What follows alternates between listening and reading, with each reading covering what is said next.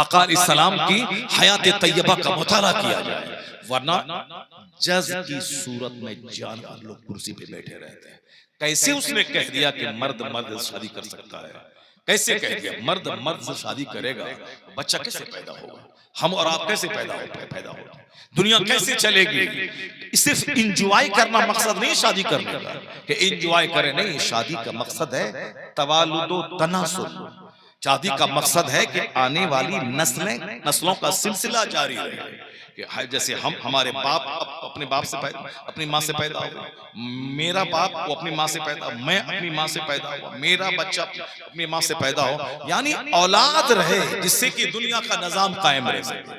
और अगर मर्द मर्द से शादी करने लगे तो ये सब एक एंटी नेचुरल काम जो दुनिया में आने वाली इंसानी आबादी का खात्मा कर दे। कैसे हैं वह लोग जो कहते हैं दौलत कमाओ, पैसा कमाओ, साहब गाड़ी खरीदो, फॉर्च्यूनर खरीदो, BMW खरीदो, चाहे किरदार जानवरों की तरह हो, तो BMW कार में अगर तू बैठेगा तो कार खूबसूरत है, लेकिन बैठने वाला कोई गधा उसमें बैठ जाए तो वो थोड़ी खूबसूरत हो जाए। जैसे मैंने चश्मा पहन लिया 10,000 रुपए, अरे तो चश्मा अच्छा है, मैं अच्छा कब बनूंगा। मैंने घड़ी खरीद ली 5 लाख रुपए की राडो घड़ी, तो घड़ी अच्छी है मगर तुम अच्छा कब बनेगा। एक काला आदमी 10 लाख की घड़ी पहन ले वह गोरा नहीं हो जाएगा। एक साहब बदअखलाक आदमी वो 10 लाख का जूता पहन ले वो समाज का परफेक्ट इंसान ही बन जाएगा। तो आज का लोग कपड़े का मुकाबला है, गाड़ी का मुकाबला है, मकान का मुकाबला है, जमीन का मुकाबला है, मॉल का मुकाबला है, साहब ग्रेनाइट का मुकाबला है, अल्बेस्टर ग्रेनाइट मार्बल का मुकाबला है, ग्रेनाइट का मुकाबला है, टाइल्स का मुकाबला है, मगर आदमियत का कोई मुकाबला नहीं करना चाहता कि वो 5 वक्त का नमाजी है, मैं 6 वक्त का नमाजी बन जाऊं, मैं तहज्जुद पढ़ूं, मैं इशराक पढ़ूं, मैं चाश पढ़ूं। वह 1 लाख खैरात करता, मैं 2 लाख खैरात करूं। वह 1 हज किया है, मैं 5 हज कर लूं। वह 10 उम्रा किया है, मैं 20 उम्रा कर लूं। वह 100 कंबल बांटा है, मैं 500 कंबल गरीबों में बांट दूं। उन्होंने 5 बच्चियों की शादी करवाई है, मैं 10 बच्चों की शादी करवा दूं। उन्होंने 10 गरीबों का बोझ उठाया, मैं 50 गरीबों का बोझ उठा लूं। मुकाबला कैरेक्टर का, मुकाबला किरदार का बंद है, मुकाबला है मार्बल का, मुकाबला है पत्थर का, मुकाबला है मौन का, मुकाबला है मकान का, मुकाबला है जमीन का, मुकाबला है अच्छे कपड़े का, मुकाबला है शूज का, मुकाबला है स्पेक्टेकल्स का, मुकाबला है वाच का। इसलिए आदमियत मर गई, इंसान ढूंढने से नहीं मिलता है। समाज जोकरों से भर गया, समाज जानियों से भर गया, समाज शराबियों से भर गया, शराब समाज सूदखोरों से भर गया। यानी उसको मकान दुकान चाहिए, चाहे जानवर बन के हो, सूद खा के हो, जिना करके हो, अपनी बेटी की आबरू लूटा के हो, चाहे अपने भाई को ज़बह करके हो, चाहे अपने बाप को मार के LIC की रकम लेके हो, यानी जैसे भी हो सिर्फ मकान दुकान गाड़ी चाहिए। इसलिए समाज जानवरों से भर गया, चोरों से भर गया, लुच्चों से भर गया, लफंडों से भर गया, हरामखोरों से भर गया, कातिलों से भर गया, जानियों से भर गया। तो अब समाज अगर चाहता है कि समाज नमाजी से भर जाए, समाज नेक लोगों से भर जाए, समाज शरीफों से भर जाए, तो फिर ये ट्रेंड बदलना होगा, ये रुझान बदलना होगा, ये मेंटेलिटी बदलनी होगी। मकान का मुकाबला छोड़ना होगा, जमीन का मुकाबला छोड़ना होगा, कपड़े का मुकाबला छोड़ना होगा, कैरेक्टर का मुकाबला करना होगा, तकवा का मुकाबला करना होगा। जिस दिन किरदार की वजह से समाज के लोगों को सम्मान दिया जाएगा तो हर आदमी किरदार को ऊंचा करना चाहेगा। और जब तक हमने मालदारों को दौलत दे के इज्जत देंगे तो लोग चोरी डकैती करके मालदार बनना चाहेगा। इसलिए आज का जलसा आवाज दे रहा है कि नेकों को सम्मान दे, शरीफों को इज्जत दे, मुत्तकी को परवान चढ़ाए। और जब नेकों को सम्मान मिलेगा तो नेकों की तादाद में इजाफा होता चला। नारे तकबीर, नारे रिसालत, मजहबे इस्लाम, पैगंबरे इस्लाम, तालीमाते इस्लाम।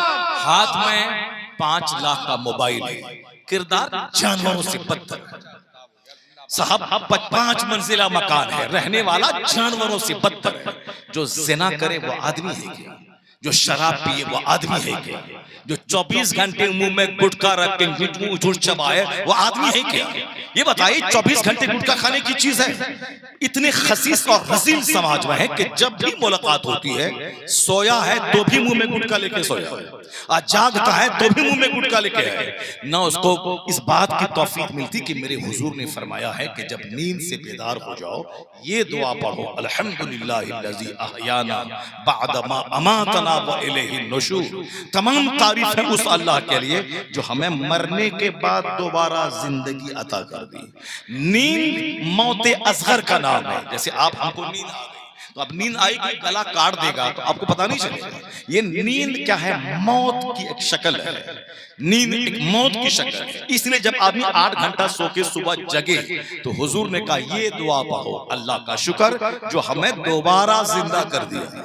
यही है जो बच्चे स्कूल में मदरसे में जो दुआ रटते हैं वो दुआ यही रटते हैं। ये दुआ रटो। हुजूर ने कहा अल्हम्दुलिल्लाहिल्लज़ी अहयाना बअद मा अमातना, मौत देने के बाद यानी नींद के बाद दोबारा उस आदमी को जिंदा कर दिया। व इलैहि नुशूर, फिर चाहे 1000 साल जिंदा रहे मगर हमें उसी रब की तरफ फिर लौट के जाना है, वही उठना है, वही हिसाब किताब के लिए मुझको जाना है। यानी एक दुआ नहीं है, जो एक दीन सिखाया जा रहा है। दुआ की शक्ल में एक तसव्वुर हयात दिया जा रहा है, दुआ की शक्ल में एक नजरिया इस्लाम दिया जा रहा है। तो अब अगर बंदा मुंह में गुटखा लेके सोया है, वह उठने के बाद ये दुआ पढ़ पाएगा? उसको तो पहले मुंह से तो पाखाने की तरफ बदबू आती है, उसको तो वो गुटखा फेंकेगा, फिर दूसरा पुड़िया फाड़ के वो खा लेगा। ये दुआ कब पढ़ेगा? आजकल औरतों को जिन्नात का शदीद हमला हो रहा है। जाके देखें कि चोछा में, जाके देखें किसी दरगाह शरीफ में, जाके देखें शाह मुनव्वर शाह सरकार रहमतुल्लाह अलैह के इलाहाबाद में, यानी औरतों की भीड़ लगी रहती है। कोई उधर सर हिला रही, कोई उधर सर झुला रही, कोई उधर जमीन में लेटी है, कोई उधर अजीब अजीब आवाज निकाल रही है। जो कोई आवाज कहीं नहीं सुनने को मिलती वो दरगाहों पे जाके सुन ले, वहां वो अजीब अजीब आवाज निकाली जाती है। उसमें 90% वो होती हैं जो औरतें नकल करती हैं। वो औरतें उसमें सिर्फ झूठ है और झूठ का तमाशा कर रही है। 10% होती है जिसको हकीकत में शरीर जिन्नात का हमला होता है। बाकी इतनी ताकतवर वो होती हैं कि साहब 10-50 चक्कर लगा ले मगर वो हाँपती नहीं है। वह साहब मोटी मोटी बिल्कुल साहब तंदुरुस्त और खवातीन होती है, अलग अलग आवाज निकालती है। आधा घंटा आवाज निकाली फिर शांत हो गई, फिर उसके बाद वो साहब तरह तरह की आवाज निकाली जा रही है। ये सिर्फ दरगाहों पे, सिर्फ दरगाहों पे सारी चीजें, ये सारे केसेस देखने को मिलते हैं। जिन्नात की तरह जिन्नात का हमला होता है। मालूम है अगर जिन्ना का हमला हुआ है तो उसके लिए जिम्मेदार खुद है। क्यों? आका अलैहिस्सलाम ने प्रोटेक्शन का एक जबरदस्त तरीका बताया।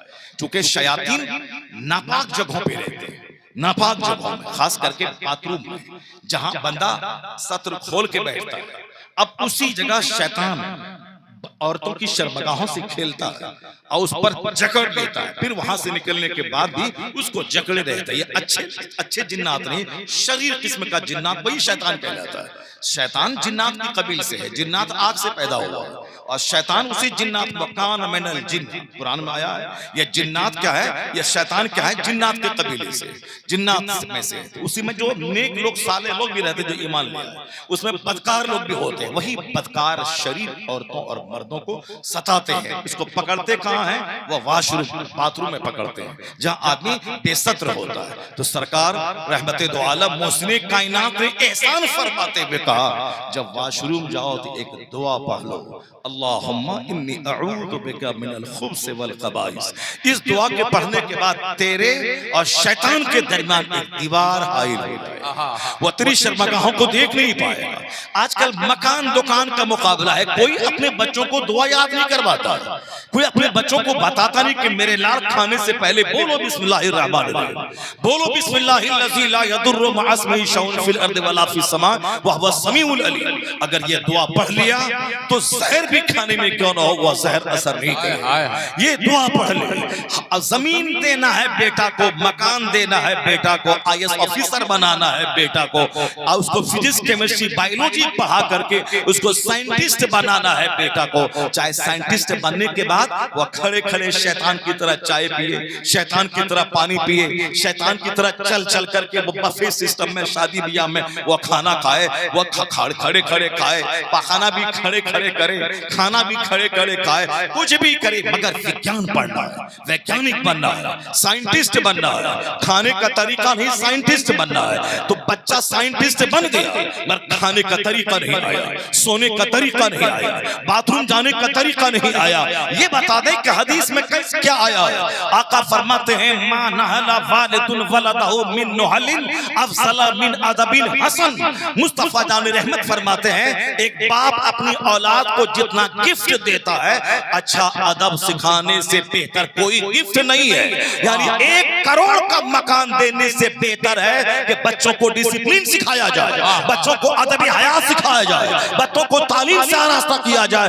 आज मकान की हवस है कि बच्चों को 10 करोड़ छोड़ के मैं मरूं, बच्चों को 5 मकान दे के मैं मरूं, बच्चों को एक मॉल दे के मैं मरूं, ताकि मेरा बेटा खाने के लिए मोहताज न हो। कोई अदब के लिए लड़ाई नहीं है। अपने बच्चों को अदब सिखा दो, बच्चों को डिसिप्लिन सिखा दो। हुजूर कहते हैं जितना गिफ्ट तुम बच्चों को देते हो, चाहे 50 करोड़ का गिफ्ट, चाहे जेवरात का गिफ्ट, चाहे मकानात का गिफ्ट, चाहे मॉल दुकान का गिफ्ट, कोई गिफ्ट अच्छा अदब सिखाने से बेहतर नहीं है।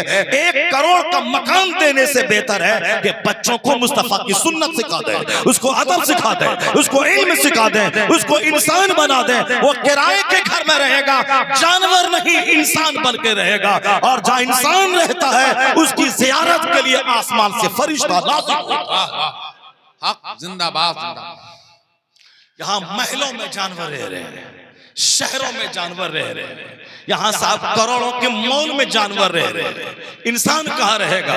क्योंकि माँ बाप ने इंसानियत सिखाया ही नहीं। पैदा होने के बाद ही बताया कि वो डॉक्टर बन गया, करोड़ों कमा रहा, वो इंजीनियर बन गया, करोड़ों कमा रहा, वो अमेरिका चला गया, 20 लाख महीना कमा रहा। ये बच्चे के दिमाग में ये बात बैठ जाती है कि माल कमाने वाला ही असल में आदमी है। इसलिए मेरा मकसद हयात माल कमाना, चाहे जुआ खेल के हो, सट्टा खेल के हो, आबरू लुटा के हो, ईमान बेच के हो, जैसे भी हो माल चाहिए। एक बंदा कह रहा था पहले माल मिल रहा था मैंने लिया नहीं, मगर अब मैं चाहता हूं कि हराम से ही सही माल मिले, मगर अब मिल नहीं रहा है। ये जरा गंदी सोच देखिए। पहले माल मिल रहा था तरीके से मगर मैंने नहीं लिया, मगर अब मैं चाहता हूं कि माल चाहिए मुझको, इस जमाने में माल चाहिए मगर माल ही नहीं मिल रहा है। अब इस नियत ये है कि चाहे हराम से ही से मगर माल मिल तो जाए, चाहे शराब बेच के सही माल मिल तो जाए, सूद खा के सही माल मिल तो जाए। यही जुनून आज औरतों में छा गया है। वो ग्रुप का लोन वाला कारोबार चल रहा है कि साहब रोजाना हफ्ते में एक बार जमा करना है, महीने में 10-20 हजार रुपए ले लेना है और रोजाना कुछ न कुछ जमा करते रहना है एक हफ्ते में। अब उसी में साहब जवान जवान लड़के घूम रहे हैं, औरतों के बीच में बैठ रहे हैं। औरतें सोचती है कि हमको देना पड़ रहा है 100 रुपए, मगर एक बार 10,000 रुपए आ तो जा रहा है। वो नहीं समझ रही है कि एक अजनबी मर्द कितनों की आबरू लूट चुका है इसी लोन वाले सिस्टम को देखकर। इसी औरतों के बीच में जो ग्रुप समूह का जो लोन चल रहा है, इसके जरिए से कुछ नहीं, यहाँ तक के आज किस्त जमा करना है मगर माल आज नहीं है। माल है तो अब सामने खूबसूरत नौजवान कहता है कि बहन मैं जमा कर देता हूँ। अब वो माल जमा किया, अब ये उससे मुस्कुराहट बेच के उसका इस्तेमाल कर रही है। अब उनके फोन पे वहां हाजिर हो रही है। अब इस तरीके से शौहर रहे अपने घर में सोया हुआ, ये उनके साथ में भाग के साथ मस्तियां मसूरी और नैनीताल में कर रही है। यानी एक सूद खाने का मजा सिर्फ माल की वजह से, क्योंकि घर में फ्रिज इंस्टॉलमेंट पे ले लिया है। अब उसको देना कहां से है पैसा? अब इसी तरीके से देना है। अब घर में एसी उसी इंस्टॉलमेंट पे ले लिया है। अब माल कहां से आएगा? चूंकि तनख्वाह तो वही लिमिटेड है, मगर उसको एसी भी चाहिए, उसको फ्रिज भी चाहिए, उसको घर में कूलर भी चाहिए, उसको घर में ग्राइंडर भी चाहिए, उसको घर में सारे सामान बिल्कुल जो लग्जरियस लाइफ गुजारने का सामान जो मालदार लोगों के घर में मौजूद है वो सब मेरी को भी चाहिए। अब सारा सामान किस्त पे है, चाहे घड़ी हो, चाहे वॉशिंग मशीन हो, चाहे आरओ की मशीन हो, सब किस्त पे। चाहे कार सामने खड़ी रहे, चाहे बाइक रहे, 5,000 रुपए डाउन पेमेंट किया, अब 1 लाख रुपए की बाइक ले ली, अब ये उड़ा रहा है। अब साहब 50,000 डाउन पेमेंट किया, 4 लाख की बुलेट खरीद लिया, अब ये भट करके गाड़ी चला रहा है। तो अब हर महीने जब देना है तो लोन का तनख्वाह का पैसा इसमें चला गया गाड़ी के लोन में, अब उसमें चला गया। अब बीवी क्या करेगी, बीवी से तुम भी कमाओ, अब चाहे छोकरे का मुंह ही देखना पड़े मगर कमाओ तुम भी, क्योंकि इतना कर्ज हो गया है कि तुमको भी कमाना पड़ेगा। अब औरतें भी घर से बाहर जाने लगी, औरतें भी आबरू बेच के साहब ऑफिस में काम करने लगी। अब ऑफिस में इज्जत का सौदा हो सब चलेगा मगर माल चाहिए। एक मर्द के सामने उसकी बीवी के साथ अजनबी आदमी ज़िना कर रहा है, मगर ये अंदर से ज़मीर इतना मर चुका है कि सब कुछ चलेगा मगर माल चाहिए। तो वो कौन सा माल है जो इज्जत बेच के हो, जो शराब बेच के हो, जो सूद खा के हो? इसलिए आज जो समाज जानवरों से भर गया, लुच्चों से भर गया, ये माल की चाहत की वजह से आया था। बुजुर्गों ने कहा था दुनिया जीफतुन व तुल्लाबुहा किलाब, ये दुनिया मुर्दार है, उसके तलबगार कुत्ते हैं। और हुजूर ने कहा था ये दुनिया फितना है, आजमाइश है। आका ने कहा था दुनिया ज़ूर ला युहसनु इल्ला बिज़ूर, ये दुनिया धोखा है और बगैर धोखे के हासिल नहीं होती है। आका ने कहा था जब सुबह करो तो शाम का इंतजार मत करो, और शाम करो तो सुबह का इंतजार मत करो। आका ने कहा था अगर इस दुनिया की अहमियत मच्छर के पर के बराबर होती तो एक घूंट पानी अल्लाह काफिरों को नहीं देता। यानी ये दुनिया इस कदर जलील और सस्ती है कि अल्लाह को गाली देने वालों को अल्लाह अरबपति खरबपति बना रहा है। एक घूंट पानी तक नहीं देता काफिरों को। अगर दुनिया का महत्व मच्छर के पर के बराबर, लौ कानती दुनिया इंदल्लाहि जनाह बऊदा मा सका काफिर मिनहा शुरबता माइन। हदीस में आया है ये दुनिया जिसके लिए बेचैन हो तुम, अगर ये दुनिया मच्छर के पर के बराबर भी वैल्यू रखती तो अल्लाह काफिरों को एक घूंट पानी तक नहीं देता। अब अल्लाह जब उनको बेशुमार दे रहा है, अरबों दे रहा है, इसका मतलब मच्छर के पर से ज्यादा जलील है ये दुनिया, इसलिए अल्लाह जलीलों को दे रहा है। हुजूर ने अपने गुलामों से कहा था कि अल्लाह जिस बंदे से मोहब्बत करता है उसको दुनिया से ऐसे बचाता है जैसे तुम अपने बीमारों को पानी से बचाते हो कि मेरा बीमार पानी न टच करे वरना बुखार बढ़ जाएगा, वरना नज़ला जुकाम बढ़ जाएगा। तो अल्लाह अपने नेक बंदों को दुनिया से ऐसे ही बचाता है। हुजूर के घर में 2-2 महीने तक चूल्हे में आग नहीं सुलगती थी। सैयदा आयशा फरमाती हैं रायतुल हिलाल सुम्मा रायतुल हिलाल अल उखरा, मैं चांद देखती और दूसरे महीने का चांद देखती, यहाँ तक कि तीसरा चांद निकल जाता। शहरैन मुतताबिन, लगातार 2 महीने गुजर जाते मगर हुजूर के घर वालों के चूल्हे में आग नहीं सुलगती थी। पूछा गया कि अम्मी जान गुजर बसर कैसे होता था? जवाब मिला इल्ला सौदान, 2 काली चीजों से, अत्तमर वल मा, यानी खजूर और पानी, इसी से गुजर बसर होता था। अलबत्ता पड़ोस में एक शख्स था जो कभी कभार बकरी दूह कर बकरी का दूध मुस्तफा जान रहमत की बारगाह में पेश कर देते थे, तो हुजूर वह दूध खुद नहीं पीकर मेरी तरफ बढ़ा दिया करते थे। ये आका अलैहिस्सलाम के घर का माहौल था। सरकार हज़रत उमर फारूक हुजूर के घर में दाखिल हो गए। सरकार चटाई पे आराम फरमा रहे थे, सिर्फ लुंगी तहबंद थी और चादर नहीं थी, उसी बगैर बिस्तर वाली चटाई पे सोए और सारे निशानात आका अलैहिस्सलाम के जिस्म लतीफ पर सारे चटाई के निशानात उभर आए। उमर फारूक रोने लगे। आका ने फरमाया ए उमर क्या चीज तुमको रुला रही है? कहा सरकार आपकी सादगी मुझको रुला रही है। या रूम के बादशाह या ईरान के बादशाह ये ऐश और आराम के साथ रेशम और कमकाब के बिस्तर पर है, रेशम पहले और सारी कायनात का मालिक को मुख्तार अरब अजम का ताजदार महबूबे परवरदिगार इस सादगी से बिस्तर पे सोए कि चटाई के निशानात जिसमें पाक उभर आए। हुजूर उठकर बैठ गए। कहा ए उमर क्या तुम इस बात से खुश नहीं हो कि मैंने दुनियादारों के लिए छोड़ दिया है, अपने लिए आखिरत को पसंद कर लिया है, अपने लिए आखिरत को मैंने पसंद कर लिया है।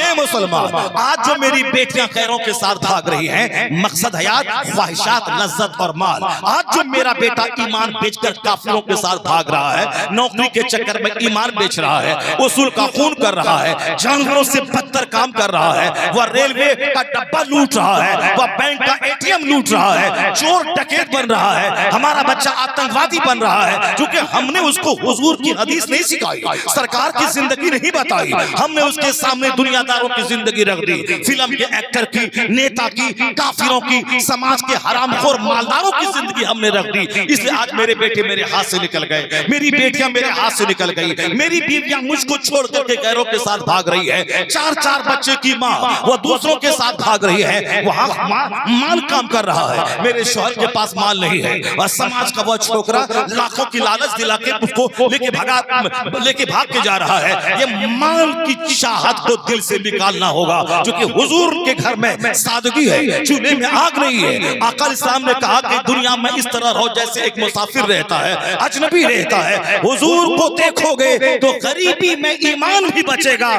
किरदार भी बचेगा, रहेगा मिट्टी का घर, ईमान इतना स्ट्रॉन्ग रहेगा कि रोम भी हिलेगा, ईरान भी हिलेगा, सारी दुनिया में मुस्तफा के गुलामों का सिक्का चढ़ेगा। नारे तकबीर, नारे रिसालत, अज़मते इस्लाम, पैगंबरे। इसलिए दीन को सुनना होगा, दीन सीखना होगा। और मुस्तफा सरापा दीन है, आका अलैहिस्सलाम सरापा दीन है, अल्लाह की सरताब कदम शान है। ये इंसान है, इंसान वो इंसान है। ये कुरान तो ईमान बताता है इन्हें, ईमान ये कहता है मेरी जान है। ये होते कहां खलीलो बिना काबा ओ बिना, लौलाक वाले साहिबी ये सब तुम्हारे घर की है। वह जो न थे तो कुछ न था, वह जो ना हो तो कुछ ना हो, जान है वो जहान की जान है तो जान। आज जरूरत है कि अपने बच्चों को केमिस्ट्री से ज्यादा हुजूर की लाइफ स्टोरी सुनाएं, फिजिक्स से ज्यादा आका अलैहिस्सलाम की तालीमात को आरास्ता करें। इस कदर घुट्टी में इस्लाम पिला दे, वो इंजीनियर बनने के बाद काफिर नहीं बने, बल्कि दो चार काफिरों को मुस्तफा का गुलाम बना दे। आईएएस ऑफिसर बनने के बाद ये काफिर ना हो जाए, बल्कि आईएएस ऑफिसर का दफ्तर व इस्लाम की तबलीग का मरकज बन जाए। या वैज्ञानिक बनने के बाद ये नास्तिक नहीं बन जाए, वैज्ञानिक बनने के बाद साइंस की दलील की रोशनी में दूसरों को इस्लाम की सच्चाई समझाए और कह दे कि आज वैज्ञानिकों ने कहा है कि खजूर में जबरदस्त विटामिन है, जबरदस्त प्रोटीन है। यहाँ तक कि वैज्ञानिक खजूर की तारीफ करते करते आज नहीं थकते हैं। यहाँ तक कि साहब आज योगा मास्टर खजूर और शहद की तारीफ करते हुए नहीं थक रहे हैं। वो कहते हैं हर घर में खजूर हो। आज से 10 साल पहले खजूर ढूंढने से नहीं मिलती थी, सिर्फ रमजान में खजूर का चेहरा देखने को मिलता था। लेकिन आज हर मार्केट, हर बाजार में और हर साहब किराने की दुकान पे, हर दुकानों में खजूर जबरदस्त हर टाइप की खजूर। यहाँ तक कि मैंने कलकत्ता रेलवे स्टेशन पे मैंने एक रेस्टोरेंट में अजवा खजूर देखा। मैंने पूछा व्हाट इज प्राइस का, उन्होंने कहा 1200 रुपीज, यानी 1200 रुपए इसकी कीमत है पर केजी। अजवा खजूर 1500 1600। ये अजवा खजूर पहले हाजी लोग खाते थे, और हाजी जब आते थे वहां से तब दूसरों को आधी खजूर अजवा मिलती थी या एक खजूर मिलती थी। लेकिन आज इंडिया में खरबों रुपए की मार्केटिंग खजूर की हो रही है। अब मैंने लखनऊ में एक मंडी को देखा, खजूर वैली, यानी वैली ऑफ डेट्स, खजूर की वैली। इतने अंदर घुसा, इतने वैरायटीज खजूर के, जिस तरह दुकान मक्का मदीना की गलियों में सजी होती है खजूर की, उस तरह की दुकान लखनऊ मैंने मंडी में देखा। मैंने कुछ खजूर, मैंने उससे लंबी खजूरें मैंने खरीदी। ये बताइए कि आज हमसे ज्यादा गैर मुस्लिम खजूर खा रहे हैं। क्यों? इसलिए कि वैज्ञानिक खजूर की इफादियत पे बातें कर रहे हैं। इसमें ये फायदा है, इसमें ये जिस्मानी फायदा है। 2 खजूर खा लें, दिन भर आप मस्त रहे। दिन भर में आपके बदन को जो कुछ चाहिए, कैलोरी चाहिए, पोटेशियम चाहिए, विटामिन चाहिए, आपके जिस्म को साल्ट चाहिए, आपके जिस्म को शुगर चाहिए, वो सारी चीजें खजूर में मौजूद है। शहद बेहतरीन इलाज है बीमारियों का। उस शहद में बेशुमार फलों का रस जो शहद की मक्खी के जरिए मिलता है, उसमें 1000 बीमारियों का इलाज है शहद में। ये पहले शहद को मुसलमानों की खुराक माना जाता था, लेकिन आज ये शहद मुझसे ज्यादा गैर इस्तेमाल कर रहे हैं। पहले खजूर मुसलमानों की खुराक मानी जाती थी, लेकिन आज खजूर मुझसे ज्यादा अखियार खा रहे हैं। क्यों? वैज्ञानिकों ने उसके फायदे पर गुफ्तगू शुरू कर दी है। अगर जिंदा रहना है, हेल्दी रहना है, ब्रेन को तरोताना रखना है, तो फिर ये खजूर और शहद का इस्तेमाल किया जाए। मैं कहता हूं, ए मुसलमान डीएम, ए मुसलमान मास्टर, ए मुसलमान टीचर, तुम दूसरों का चड्डी लेके घूम रहा है, तुम दूसरों का पियानो लेके घूम रहा है, तुम दूसरों का बर्थडे पार्टी में केक काट रहा है, तुम दूसरों का हाफ चड्डी पहन के बच्चों को स्कूल छोड़ने जा रहा है। तेरी बहन बेटियां वो हाफ चड्डी पहन करके समाज में मार्केटिंग करने जा रही है, और वह लोग खजूर खा रहे हैं, शहद चाट रहे हैं। उनकी औरतें सुबह सवेरे वॉकिंग कर रही हैं, उनके मर्द सेहत हेल्दी जिंदगी गुजारने के लिए फास्टिंग कर रहे हैं। यहाँ तक कि अमेरिका का साइंटिस्ट कहता है, observe fast you will be be healthy, fasting करो हेल्दी हो जाओगे। रामदेव जी कहते हैं कि महीने में 2-4 दिन फास्टिंग करो हेल्दी हो जाओगे। जापान का वैज्ञानिक कहता है आप रोजा रखें हेल्दी हो जाएंगे। हम तो पहले ये कहते थे कि रोजा रखोगे बीमार हो जाओगे, चेहरा सूख जाएगा, क्यों रोजा रख रहा है? पर आज वैज्ञानिक कहते हैं observe fast you will be healthy, रोजा रखो सेहतमंद हो जाओगे। और दिन भर 12 घंटे रोजा रखने के बाद इफ्तार किससे करो? दिन भर आदमी पानी नहीं पिया, दिन भर खाना नहीं खाया, दिन भर आदमी के बदन को जो जो चीज चाहिए वो नहीं मिला। पैगंबर आजम ने 1400 साल पहले कहा था इफ्तार खजूर से क्या करना, क्योंकि 12-15 घंटे भूखा रहने के बाद बदन को जो चीजें चाहिए वो सारी चीजें खजूर से हासिल हो जाएंगी। पता ये चला कि वैज्ञानिकों को आज पता चला खजूर में ताकतों का भंडार छुपा हुआ है, इसलिए वो लोग खा रहे हैं। अगर मेरा बेटा मुस्तफा को पढ़े, हुजूर की तालीमात को पढ़े, वो बैरिस्टर बनके इस्लाम का मुबल्लिग बन जाएगा, वो डीएम बनके इस्लाम का मुबल्लिग बन जाएगा। हमारी बेटियां इस्लाम पढ़ के मुबल्लिगा बन जाएंगी, वो ईमान का सौदा नहीं करेंगी। अगर कोई जालिम उसको हुस्न दिखा के, पैसा दिखा के ईमान लूटना चाहे तो मेरी बेटियां कहेंगी तेरे चेहरे पे थूक दूंगी, वह इस्लाम का सौदा नहीं करूंगी। इस्लाम लाजवाब, कुरान लाजवाब, मुस्तफा लाजवाब, मुस्तफा का पैगाम लाजवाब। इस पैगाम लाजवाब मजहब को छोड़ के मैं कहां जाऊं? कुंवारी रह जाऊंगी मगर इस्लाम का सौदा नहीं। जिंदाबाद जिंदाबाद। ये बातें उस वक्त रहेंगी जब वो इस्लाम सीखेंगे, जब उनके माँ बाप इस्लाम सिखाएंगे। सारी दुनिया आज कहती है observe fast you will be healthy. हमारे पैगंबर ने 1400 साल पहले कहा था सुमू तसहू, रोजा रखो सेहतमंद हो जाओगे। पता ये चला जहां वैज्ञानिकों की नजर आज गई है वहां नजर मुस्तफा के 1500 साल पहले गई। सुमू तसहू, रोजा रखो सेहतमंद हो जाओगे। जब अपने बच्चों को आप बताएंगे जलसे का मजाक उड़ाने वाला, जलसे में आके सिर्फ नात सुन के चले जाने वाला, जलसे में आके सिर्फ कहानी किस्सा कॉमेडी सुन के चले जाने वाला, वो कैसे जाने कि हुजूर ने क्या कहा? वो कैसे जाने कि आका इस्लाम ने सलीक़े हयात के ताल्लुक से क्या कहा है? इसलिए 10 मिनट की महफिल सही, बात किसी की नहीं होगी, बात मुस्तफा जाने रहमत की होगी, बात सरकार की तालीमात की होगी, आका अलैहिस्सलाम के हयात तैयबा की बात होगी, क्योंकि अल्लाह ने महबूब को मॉडल बना के भेजा। हमने हुजूर को पढ़ना छोड़ा, नजर काफिरों पे जम गई, इसलिए काफिर मुझे फुटबॉल बना के नचा रहा है। और जिस दिन मेरी निगाह फिर दोबारा मुस्तफा पे जम गई, हुजूर की तालीमात हमारी जिंदगी में दाखिल हो गई, फिर काफिरों की निगाहें मेरे ऊपर जम जाएगी, वो मेरा गुलाम हो जाएगा। जिस तरह सारी दुनिया पहले गुलाम थी आज भी गुलाम बन जाएगी। इसलिए कहा गया कि मोहम्मद से वफा तूने तो हम तेरे हैं। ये जहां चीज है क्या लोहो कलम, ये दुनिया की क्या चीज है, सारी नेमतें तुम्हारी। अब जरा गौर से सुनिए जो बात मैं कहने, जहां से मैंने गुफ्तगू का आगाज किया था, जरा उसको सुन लीजिए आप। अल्लाह का जिक्र करना। अब कपड़ा पहन रहे हैं, अब हदीस में आया है कि कपड़ा पहनने से पहले बिस्मिल्लाह कहो, और फिर उसके पहनने के बाद कहो अल्हम्दुलिल्लाहिल्लज़ी कसानी मा अवारी बिही औरती व अतजम्मलु बिही फी हयाती। क्या मतलब? तमाम तारीफ उस अल्लाह के लिए जिसने मुझको कपड़ा अता करके मुझे खूबसूरती अता की, जिससे मैं खूबसूरती हासिल करता हूँ, जिससे मैं अपना सत्र ढांपता हूँ। तो लिबास अल्लाह की नेमत, नींद अल्लाह की नेमत, बेदारी अल्लाह की नेमत। बाथरूम जाने से पहले ये दुआ पढ़ो, बाथरूम से निकलने के बाद ये दुआ पढ़ो। अगर हम अपने बाल बच्चों को बता दें हुजूर की ये तालीमात, तो एक बेटी हमारी दरगाहों पे नजर नहीं आएगी, वो सर के बाल झुलाती हुई नजर नहीं आएंगे, वो सब के सब अपने घर में रहेंगी। तो ये दरगाह सिर्फ इन लोगों के गाने बजाने की जगह नहीं, बल्कि दरगाह तो वो जगह है जहां मुसलमान जाए उस साहिबे मजार बुजुर्ग की जिंदगी से नूर हासिल करे। ये कैसे जीते थे? 50 साल की इनकी जिंदगी थी, और एक वक्त की नमाज इनकी जिंदगी में कज़ा नहीं होगी। आदमी का सीना हिल जाएगा अब उसके मजार पे जाने के बाद। मगर यहाँ तो बाजार को हमने तमाशा का बना दिया। लोबान लेके चले गए, अब 10 लाख रुपए की मिन्नत मांग के आ गए। अगरबत्ती सुलगा दिया, बताशा लेके चले गए, वहां 50 करोड़ की नजरें मान के चले आए।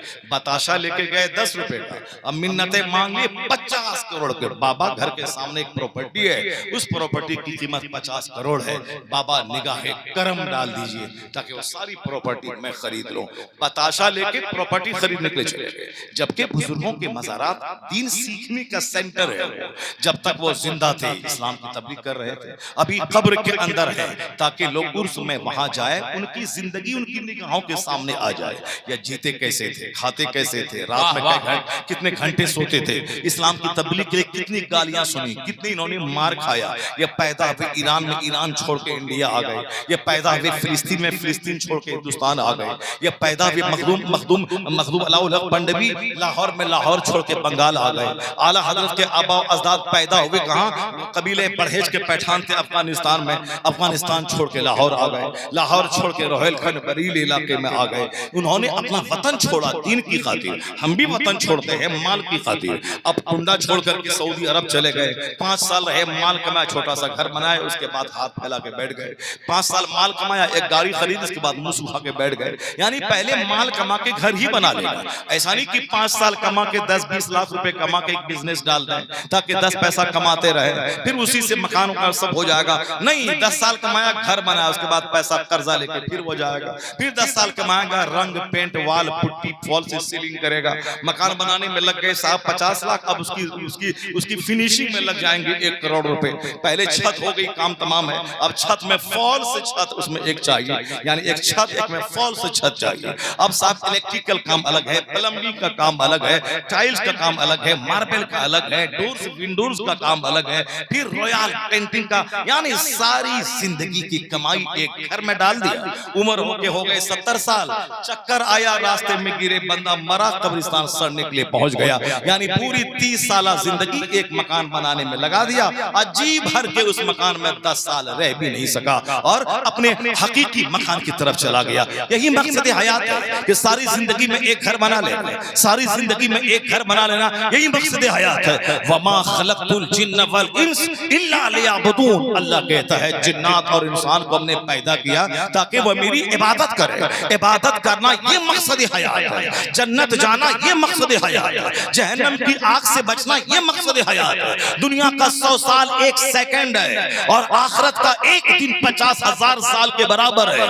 बस वहां का आराम हासिल करना ये मकसद हयात है। इसी को मुस्तफा हर खुतबे जुमा में, खुतबे ईदैन में, मस्जिद नबवी में, मस्जिद नबवी की तामीर के वक्त में, हुजरे आयशा में, अपनी बेटी फातिमा के घर में, अपने बेटे हसन करीमैन के अपने नवासे के सामने हमेशा मुस्तफा ने आखिरत की बात की, जन्नत की बात की। हमने अपने घरों में आखिरत और जन्नत की बात को ताक पे रख दिया। हमेशा राजनीति की बात की, हमेशा मारधाड़ की बातें की, हमेशा इंजीनियर डॉक्टर बनने की बातें की। नतीजे में दुनिया कत्ल से भर गई, दुनिया खुदकुशी से भर गई, दुनिया क्राइम से भर गई, दुनिया जराइम से भर गई। अब जीना मुश्किल है, हर तरफ पॉल्यूशन, हर तरफ ताफुन, हर तरफ कत्ल, हर तरफ नफरत का बाजार, हर तरफ अत्याचार का बाजार। क्या राजा, क्या महाराजा, क्या मिनिस्टर, क्या डीएम, क्या टीचर, क्या ब्लॉक डेवलपमेंट ऑफिसर, हर तरफ क्राइम है, हर तरफ जराइम है, हर तरफ दुनिया में दुनिया अब रहने के काबिल नहीं रह गई। चूंकि लोगों ने मकसद हयात भूल कर सिर्फ माल को मकसद बना लिया, इसलिए एक कौम मुस्लिम अपने नबी के फरमान के मुताबिक या दुनिया में टेम्पररी तौर पर रहो, कुन फिर दुनिया का अन्नका गरीबुन और आबिरो सबील। दुनिया में ऐसे रहो जैसे एक मुसाफिर रहता है, एक अजनबी रहता है। अजनबी आदमी दोस्ती का जाल नहीं फैलाता है, मुसाफिर ढेर सारा सामान सर पे लाद के नहीं चलता है, उसका सफर मुश्किल हो जाएगा। अगर ढेर सारा सामान लेके जाएगा तो सामान का जाल मत बिछाओ, अपने घर को मौन मत बनाओ, अपनी जिंदगी को ईंट पत्थर के पीछे मत लगा दे, बल्कि रसूल पाक कहते हैं दुनिया में मुसाफिर की तरह रहा, हल्का फुल्का रहा। जब मौत आएगी तो दुनिया छोड़ने का सदमा नहीं होगा। यहाँ रह, वहाँ की जन्नत की तैयारी कर, यहाँ सब्र कर, वहाँ जन्नत की तैयारी कर, यहाँ बीमारी पे सब्र कर, वहाँ जन्नत की तैयारी कर। फिर देख लेना ये दुनिया में जीना भी आसान हो जाएगा, और जब मरेगा तो जन्नत की सारी बहारें तेरे नाम। वाह वाह। दोनों जहान की लज्जतें अल्लाह रसूल की बातों के मानने में। अब वो डीएम ने सोचा था कि मैं डीएम बन जाऊंगा, ऐश करूंगा, मगर हिस्से में क्या मिला? हिस्से में खुदकुशी। हिस्से में क्या मिला? हिस्से में सुसाइड। एक चपरासी गुंडा का अगर वो जहर खा के मर जाए तो चलो साहब, गरीबी से तंग आके झुंझुला के इसने जान दे दी। एक रेड़ी पे केला बेचने वाला, दिन भर में 400 रुपए कमाने वाला, अगर ये सुसाइड कर दे, चलो वक्ती तौर पर बात समझ में आती है कि एक केला बेचता था, 400 रुपए कमाता था, ये राशन का कर्जा चुकाएगा कि बेटा के बीमार पड़ने के बाद इलाज कराएगा कि स्कूल की फीस भरेगा। मुसीबतें चारों तरफ से साहब बढ़ गई, इसीलिए झुंझुला के जान दे दिया। ये तो समझ में आने वाली बात। अगरचे ये बात भी समझ में आने वाली नहीं है, लाखों गरीब हैं जो 8 घंटे पत्थर ठोकर 400 रुपए कमाकर घर में मस्त रहते हैं, अपनी बीवी के साथ 1-1 घंटा मोहब्बत की बातें करते हैं। लेकिन यहाँ 1 करोड़ कमाने वाला अपनी बीवी से मोहब्बत से बातें नहीं कर रहा है, हमेशा गुस्से में बात कर रहा है, तनाव में तलाक की धमकी दे रहा है, दूसरी औरतों से, भाभी से मोहब्बत के साथ बातें हो रही है, अपनी बीवी से तनाव में बात कर रहा है, अपनी माँ से बात करने में मन नहीं लगता है, दूसरों की माँ से 2-2 घंटे तक फोन पे चिपका रहता है। जब दिल मर जाता है तब इस तरह की बातें होती हैं कि लोग माँ बाप से बात ना करके गैरों से बात करते हैं, जबकि होना यह चाहिए था कि बंदा घर आए, अपनी बीवी से 1 घंटा बात करे, अपना गम शेयर करे, उनके काम में हाथ बटाए। आका अलैहिस्सलाम सारी दुनिया के मालिक व मुख्तार, अरब व अजम के ताजदार, इशारा करें डूबा सूरज पलट आए, इशारा करें चांद के 2 टुकड़े हो जाए, अर्श मुअल्ला पे जाएं, अल्लाह का दीदार करें, जमीन पे आ जाएं। क्या बुलंदी अल्लाह ने अपने महबूब को अता की है। लेकिन डोमेस्टिक लाइफ, घरेलू जिंदगी कैसी है कि आका अलैहिस्सलाम जब घर में आते थे तो अपनी बीवियों के काम में हाथ बटाते थे। वो अगर खाना बना रही हैं तो जहां जो हो सकता था सरकार उनके लिए मदद करती थी आका अलैहिस्सलाम। यानी वो तरकारी बना रही तो आपको सब्जी काट देते थे, आप जलामुल्ला के दे देते थे। ये कौन? दुनिया का अरब अजम का ताजदार, जिनका काम फरिश्ता कर सकता था। लेकिन हुजूर ने हम जैसे गुलामों को एक जिंदगी का तरीका गुजारने के लिए कहा कि सिर्फ औरतों को नौकरानी मत समझ लो, बल्कि तुम्हारी बीवियां शरीके हयात हैं, इनके काम में हाथ बटाओ।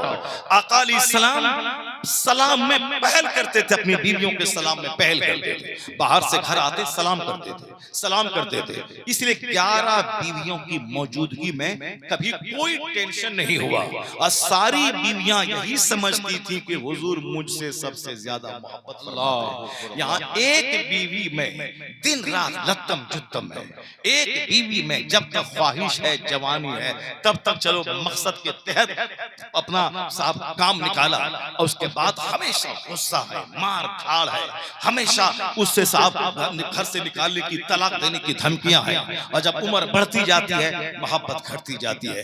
हालांकि होना यही चाहिए कि उम्र बढ़ती जाए, मोहब्बत बढ़ती चली जाए। जवानी की मोहब्बत तो एक मतलबी मोहब्बत है, लेकिन असल मोहब्बत बुढ़ापे की मोहब्बत है। तो उस वक्त रूह का रिश्ता वाबस्ता हो जाता है, उसे उनकी बात चाहिए, उनको भी शौहर की बात चाहिए, उनको भी शौहर का प्यार चाहिए। एक साथ बैठ के मोहब्बत की बातें करें। देखिए गरीबों की बातें हैं, अमीर की बातें ही नहीं, वहां मार धाड़ है। जब बात नहीं करेंगे फिर वो अजनबी मर्दों से बात करेंगे, फिर वो अजनबी के साथ जाएंगे, और आप अजनबी के साथ रहिए, वो अजनबी के साथ रहेंगे। फिर उसके बाद झाल बजाइए, अब 50 मजार पे जाइए कि हमारा बच्चा, हमारी बीवी भाग गई, हमारे बच्चे बिगड़ गए, क्या हाल होगा। ऐसा थोड़ी होता है कि आम का पेड़ लगा दे और उस आम के पेड़ में 1 लाख तावीज बांध दे ताकि यहाँ से सेब निकल जाए, ताकि यहाँ से लीची निकल जाए। अगर दुनिया में कहीं होता हो तो बता दें कि लगाए आम का पेड़, 1 लाख तावीज डाल दें और वहां से निकल जाए, वहां से निकल जाए, लीची निकल जाए। नहीं, खेत में रोपे, खेत में डालें गेहूं का दाल और वहां से बासमती धान निकल जाए, ऐसा नहीं होता है। मां रहे लुच्ची लफंगी, अब बेटा कुतुब अब्दाल पैदा हो जाए, 1 करोड़ तावीज डाल दे, नहीं होगा। आज जो बच्चा जानवर कुत्तों से बदतर पैदा हो रहा है, न मस्जिद का एहतराम, न जलसे का एहतराम, न तकरीर का एहतराम, न खानका का एहतराम, न आलिमों का एहतराम। इन कुत्तों को जन्म देने में उस कुतिया का हाथ है जो अपने शौहर से प्यार ना करके वो अजनबी मर्दों से प्यार करे, जो अपने मर्द से सोहबत ना करके अजनबी मर्दों से जिना करें और उस जिना की औलाद पैदा हो, जब देख लें कि माँ का एहतराम नहीं, बाप का एहतराम नहीं, मस्जिद का एहतराम नहीं, जलसागाह का एहतराम नहीं, समझ जाए ये वलदुल जिना है, ये वलदुल हराम है, क्योंकि एक हरामियों से ही इस तरह की उम्मीदें की जा सकती है।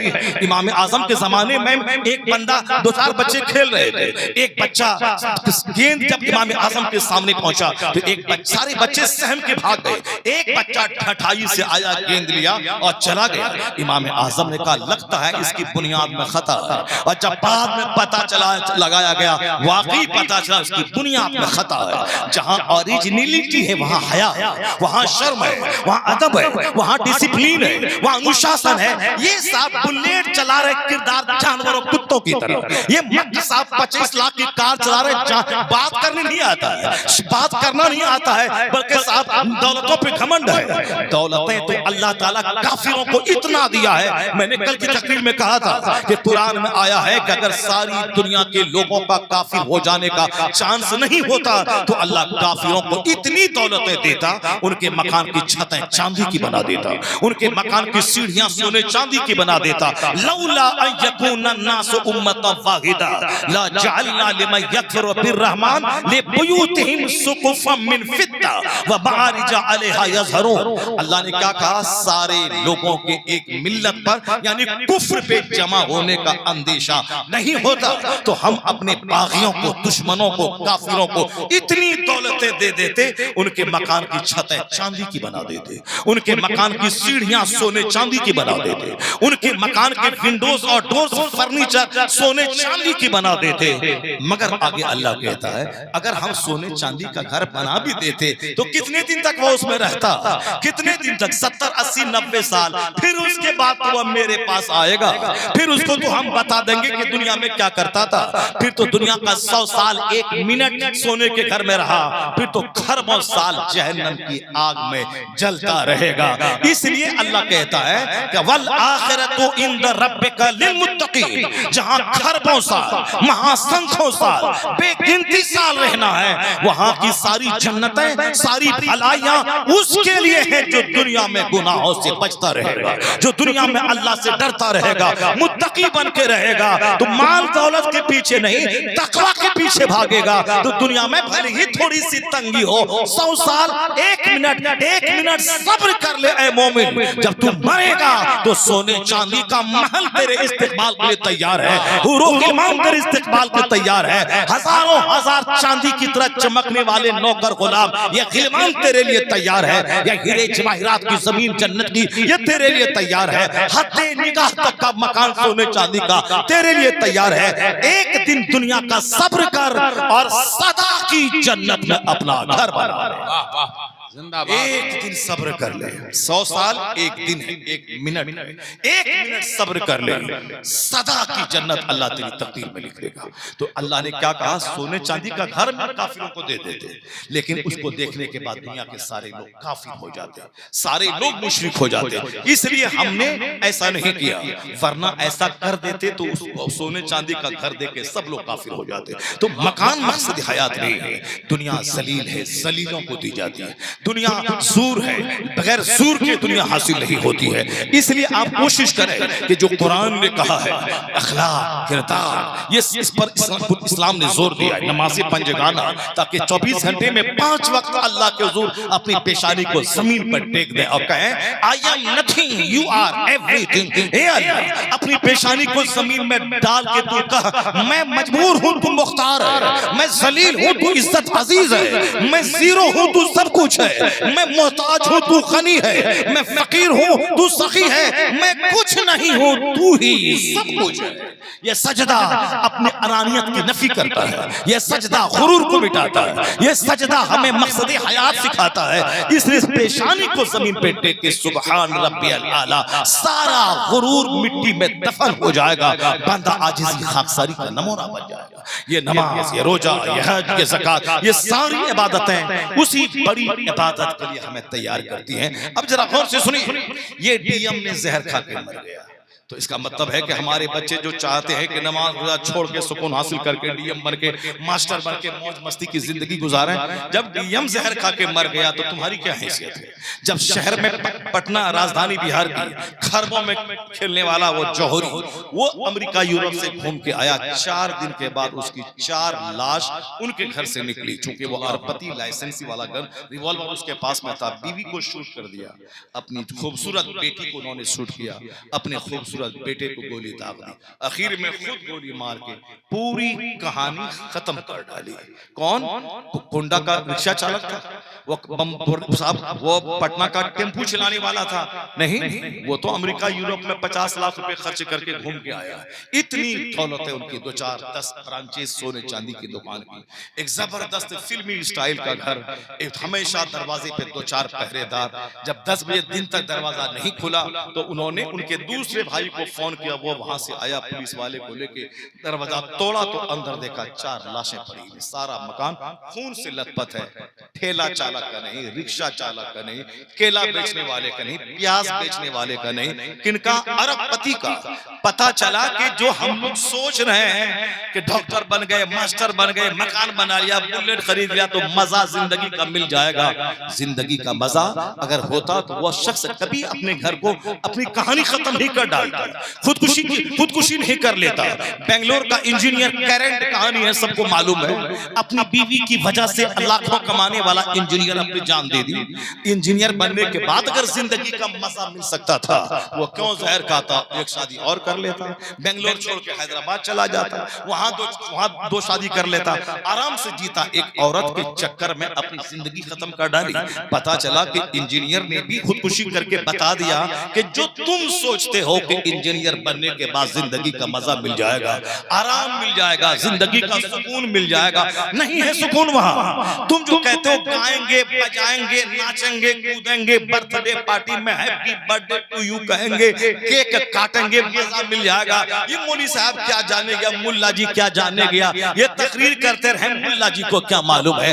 मजा तो यहाँ है जहाँ 80 साल की बुढ़िया नाचे, जहाँ 25 साल की छोकरी नाचे, जहाँ बूढ़ा नाचे और जहाँ बेटा नाचे। हैप्पी बर्थडे टू यू यानी यहूदी की नकल, नसरानी की नकल, फिल्मी कल्चर की नकल, उसी में मस्त है। केक काट के मस्त है, और साहब केक काट के मस्त है, नाच के मस्त है, बच्चों की पैदाइश पे किन्नर का नाच करवा के मस्त है, बफे सिस्टम शादी में करवा के मस्त है, चल चल के खाने में मस्त है। कब यहूदो नसारा की तरह अपनी बीवियों को नचवा के, अपनी बूढ़ी माँ को नचवा के मस्त है। मेरे पोते की शादी है, मेरे बेटे की शादी है। जिस नबी का कलमा पढ़े वो नबी तो अपनी बेटी खातूने जन्नत, जिसका बेटा हसनैन करीम ने तारीख लिख दी, उन्होंने अपने खून से इतिहास लिख दिया, इस्लाम को बचाया। वो ऐसा बेटा देने वाली माँ, उसकी शादी मस्जिद नबवी में हो रही है, पुराने कपड़े में हो रही है। खातूने जन्नत, जन्नती खवातीन की सरदार की शादी मस्जिद नबवी में हुजूर चाहते तो अली के लिए, मौला अली के लिए सोने का ताज जन्नत से मंगवा लेते, अपनी बेटी फातिमा को सर से लेके पांव तक जन्नती जेवरात से सजा देते। मगर अगर हुजूर ऐसा कर देते तो आज हम भीख मांग के अपनी बेटी को जेवर देते। लोग कहते भीख क्यों मांग रहे हो, तो हम कहते कि मेरे नबी ने बेटी को जेवर दिया, हम तो जन्नत से मंगवा नहीं सकते, तो कम से कम भीख मांग के ही जेवर को दे दें ताकि नबी की सुन्नत अदा हो जाए। इसलिए हुजूर ने अपनी बेटी की शादी सिंपल करवा दी, मस्जिद नबवी में 10 लोगों के बीच में करवा दी, पुराने कपड़े में करवा दी, ताकि क़यामत तक का मेरा आखिरी गुलाम जब वह बेटी की शादी करवाना चाहे तो उसको नबी की सुन्नत याद आ जाए, जीना आसान हो जाए, जीना मुश्किल न हो जाए, शादी आसान हो जाए। इसलिए हुजूर ने प्रैक्टिकल में अपने घर से उसकी इब्तिदा कर दी, अपनी बेटी की शादी से, ताकि क़यामत तक गुलामों का जीना आसान हो जाए। यहाँ साहब हम जैसे गुलाम जो नबी के पांव की धूल का करोड़वां हिस्सा भी नहीं है, 10 करोड़ की शादी, 50 लाख की शादी, लान में शादी, मैरिज हाल में शादी, मुस्तफा ने मस्जिद नबवी में शादी कर दी, और हम लान खोज रहे हैं, मैरिज हाल 2-4 लाख रुपए में बुक कर रहे हैं। यानी पैसों की की बर्बादी। सामने वाला बोलता क्या साहब खाना बावर्ची बंबई से बुलाया था क्या, इतना जबरदस्त खाना खिलवाया, ये मस्त है क्या साहब। सामने वाले ने तारीफ की है कि बावर्ची बंबई से बुलवाया था क्या, बावर्ची हैदराबाद से बुलाया था क्या, ये हैदराबादी बिरयानी, ये मुरादाबादी बिरयानी, ये मस्त है कि पैसा मेरा वसूल हो गया, मैंने 10 करोड़ खर्चा किया, सामने वाला बंदा तारीफ कर दिया, मेरा पैसा वसूल हो गया, 10 करोड़ मैंने खर्चा किया। अब ये बिल्कुल सीना तान के चल रहा है। 1 सेकंड के बाद सामने वाला जो तारीफ किया है कि तू हैदराबादी बिरयानी हैदराबाद से बावर्ची बुला के खिलवाया है, क्या जबरदस्त फीस और सियासत का इंतजाम तुमने किया है।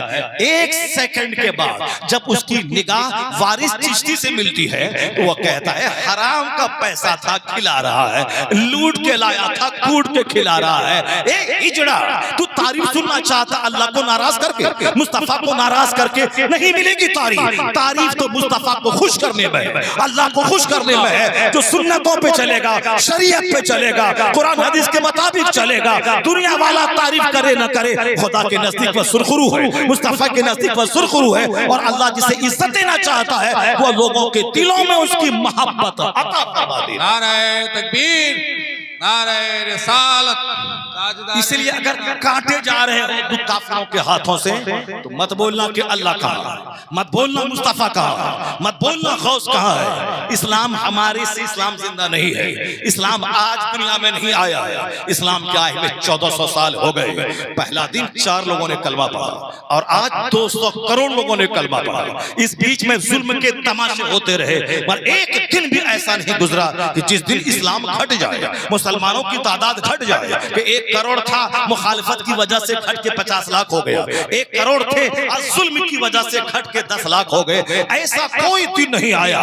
4 थे 4000 हो गए, दुश्मन ने बोला मिटा देंगे 4 लाख हो गए, और दुश्मनी बढ़ गई 4 करोड़ हो गए, और दुश्मनी बढ़ गई 40 करोड़ हो गए, और दुश्मनी बढ़ गई 100 करोड़ हो गए। दुश्मनी बढ़ती गई, मुस्तफा के गुलामों की तादाद में इजाफा होता चला गया। है नूरे खुदा कुफ्र की हरकत पे खंदाजन, फूकों से चराग बुझाया न जाएगा। दुश्मनी बढ़ती जाएगी, मुस्तफा के गुलामों की तादाद में इजाफा होता जाएगा।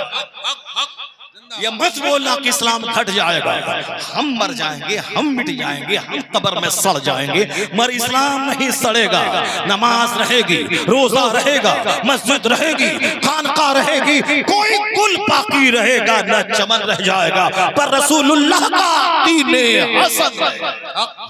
जालिम व जाबिर आए, सब आए। जो आज मौजूदा जालिम है, जो आज मौजूदा हाकिम है, दावे के साथ कहता हूं अगर तुम जिंदा, तेरा बच्चा जिंदा रहा, ये 10 साल के बाद जिंदा नहीं रहेंगे।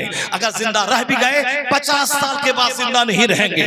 ये तो जिंदा नहीं रहेंगे, मगर इस्लाम जिंदा रहेगा, नमाज जिंदा रहेगी, कुरान जिंदा रहेगा, ये जलसा जिंदा रहेगा।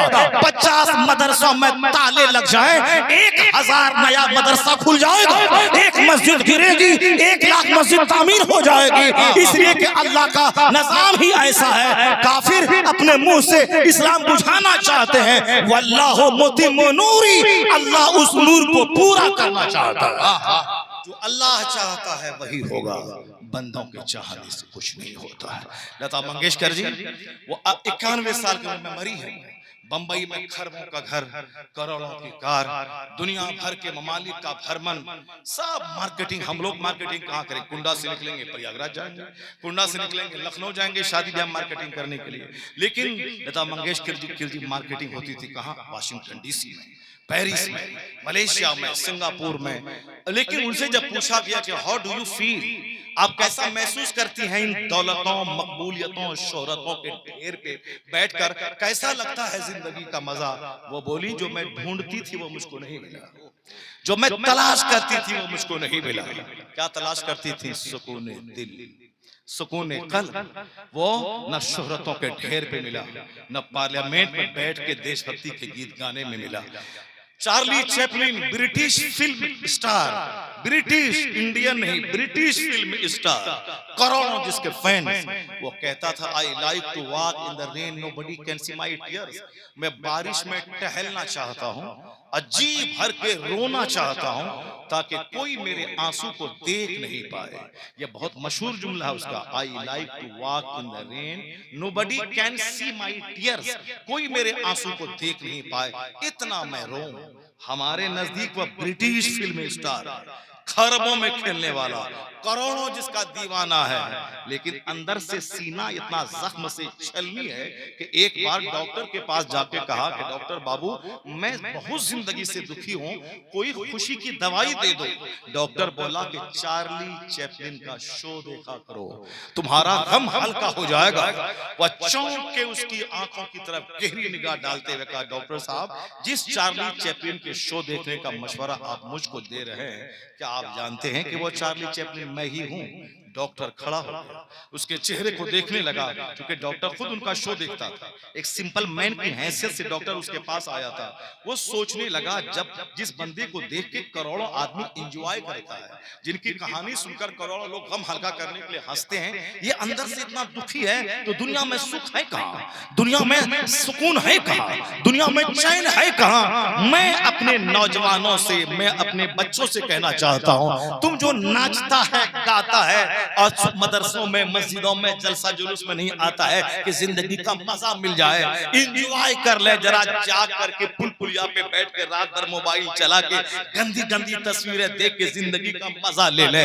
तबाही की तरफ बढ़ रहे हो, जवानी जाएगी, सेहत जाएगी, जिंदगी की लज्जतें जाएंगी। ये सिनेमा देखने में लज्जत नहीं है, तो सिनेमा देखने में जिस फिल्म को देखता है, वह फिल्म का एक्टर तो खुद जहर खा के मर रहा। सुशांत सिंह राजपूत जैसा स्मार्ट एक्टर वो कोरोना काल में अपने घर के फांसी के, अपने घर के पंखे पे लटक गया, सारा हिंदुस्तान सहम गया। इतना खूबसूरत एक्टर, बिल्कुल अभी कम उम्र थी, अभी फिल्म की दुनिया में आगे बढ़ रहा था। बंबई जैसे शहर में करोड़ों का बंगला, करोड़ों की कारें, मगर वो क्या गम आया उसकी जिंदगी में जो फांसी के फंदे पे लटक गया। उसी के 10 दिन के बाद एक खूबसूरत 30 साल की हीरोइन, जिसके चेहरे को देखने के लिए लाखों मर्द बेचैन रहते थे, उसकी सड़ी हुई लाश उसके घर से बाहर पुलिस वाले ने दरवाजा तोड़ के निकाला। मैं कहता हूं, ए नौजवानों की टीम, तुम जो कुछ कर रही हो, तुम्हारी टीम जो कुछ कर रही है, तुम जो कुछ कर रहे हो, एंजॉय वहां नहीं है, सुकून वहां नहीं है। जब सुकून लता मंगेशकर की जिंदगी में नहीं है, जब सुकून चार्ली चैपलिन की जिंदगी में नहीं है, जब सुकून सुशांत सिंह राजपूत की जिंदगी में नहीं है, जब सुकून दुनिया के बड़े से बड़े मालदार उद्योगपति की जिंदगी में नहीं है, तो सुकून है कहां? एक सवाल पैदा होता है, चैनी हयात कहां है, जिंदगी का राज क्या है, सुकून कल्ब कहां है? ये जवाब कोई नहीं देगा। जो दुनिया का बनाने वाला, जो हमारा पैदा करने वाला, जो जमीन आसमान का बनाने वाला, वो बताता है कि सुकून मैंने कहां रखा है। न सोफा के अंबार पे, न महल में, न खेती के अंबार पे, न नाचने कूदने में, न दुनिया का भ्रमण करने में, सुकून है कहां? अला बिज़िक्रिल्लाह तत्मइन्नुल कुलूब, जान ले सुकून का संबंध दिल से है, और दिल को करार न मालो दौलत के अंबार में मिलता है, या दिल को करार अल्लाह के जिक्र में मिलता है, अल्लाह की याद में मिलता है। जहां सजदा है वहां करार है, जहां तिलावत है वहां करार है, जहां इबादत है वहां करार है, जहां कुरान पाक की तिलावत है वहां करार है, जहां मुस्तफा की गुलामी है वहां करार है, जहां जिक्र इलाही है वहीं जिंदगी का असल मजा। अला बिज़िक्रिल्लाह तत्मइन्नुल कुलूब, अला बिज़िक्रिल्लाह तत्मइन्नुल कुलूब, अला बिज़िक्रिल्लाह तत्मइन्नुल कुलूब। ज़ैनुल भाई बैठे हैं। अल्लाह तबारक व तआला हमको और आपको सबों को खूब कसरत से अल्लाह का जिक्र करने की तौफीक अता फरमाए, जिंदगी का सही मजा लेने के लिए हुजूर की सच्ची गुलामी की तौफीक अता फरमाए। तमाम दुनिया वालों से निगाहें हटाकर मुस्तफ़ा पे निगाहें जमाने की तौफीक अता फरमाए। सरकार ताजुल शरिया का उर्स है कल। एक ऐसा फकीर जिसको शहर में, जिस देहात में कदम रख देते थे तो वो देहात शहर के लिए काबिल रश्क बन जाता था। किसी एयरपोर्ट पे कदम रख देते थे, वह एयरपोर्ट शहर में तब्दील हो जाता था। एक लाख नहीं, 10 लाख का मजमा जिसके नाम पे जमा हो जाए, वो तनहा शख्सियत का नाम सरकार अख्तर रजा खान अज़हरी। जब उनका जिंदगी में तो जो भीड़ लगी पूरी दुनिया में लगी, बाद विसाल जब उनके जनाजे में 50 से ज़ायद ममालिक के करोड़ों लोग जब जमा हो गए, मोदी जी दंग रह गए कि मैं प्रधानमंत्री और ये इंसान का सैलाब कहां से जमा हो गया। अमेरिका का प्रेसिडेंट दंग रह गया। ये कौन मक गया है दुनिया से कि जो 50 ममालिक के लोग उनके आखिरी जुलूस में शरीक हैं, ये कौन है। जब कहा गया ये वो शख्स है जो जिंदगी में कभी व्हाट्सएप इस्तेमाल नहीं किया, जो जिंदगी में फेसबुक नहीं चलाया, जो जिंदगी में सोशल मीडिया का इस्तेमाल नहीं किया, जिनको मकसद सिर्फ दरसे बुखारी से रहता था, फतवा लिखने से रहता था, दीन बचाने से रहता था, जिनको मकसद सिर्फ जामिअतुल रज़ा के बच्चों को बुखारी शरीफ का दर्स देने से रहता था। अमेरिका में भी हैं, मुरीदों को दीन सिखा रहे हैं, अपने घर में हैं, बाल बच्चों को दीन सिखा रहे हैं, 1 लाख के मजमे में हैं, दीन सिखा रहे हैं, बंद कमरे में हैं तो अल्लाह अल्लाह कर रहे हैं। जो सारी दुनिया से कट के मकसद हयात मजहब अहले सुन्नत की खिदमत बना लिया था, अल्लाह ने उसे सौदागरान से उठाकर वो शोहरत के आसमान पे पहुंचा दिया कि तू जिया है मेरे लिए, तू मरा है मेरे लिए, अब तेरा नाम नहीं मरेगा, जब तक दुनिया रहेगी तेरा नाम सूरज की तरह चमकता रहेगा। A man who dedicates his life for the sake of Allah